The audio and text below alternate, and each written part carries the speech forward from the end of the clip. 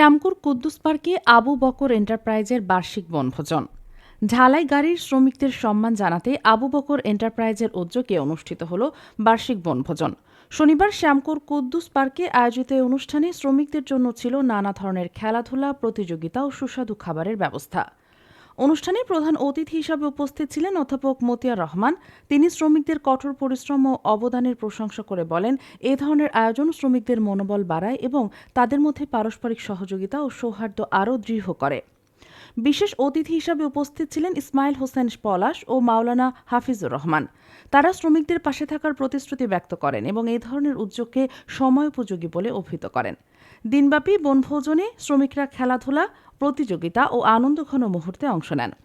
খাওয়া দাওয়ার পর্বে মিলেমিশে একাত্মতার স্বাদ পান সবাই। আয়োজকরা জানান, শ্রমিকদের সম্মান জানাতেই এই আয়োজন করা হয়েছে, যাতে তারা একদিন আনন্দে ও মিলেমিশে কাটাতে পারে। ভালো লাগলো এখানে ঘুরতে এসে। আমরা সবাই মিলে আমাদের মহাজন সহ আরো বাইরের লোক নেতৃবৃন্দ এসেছে, এর জন্য আমাদের খুব আনন্দিত। আমি আমার 3টা গাড়ি, মিক্সার মেশিন 3টা গাড়িতে 45 জন কাজ করে। এরা নিয়মিত কাজ করার থাকে। আমাকে একদম শ্রদ্ধারা জানায় যে আমাদের একটা পিকনিক করা উচিত।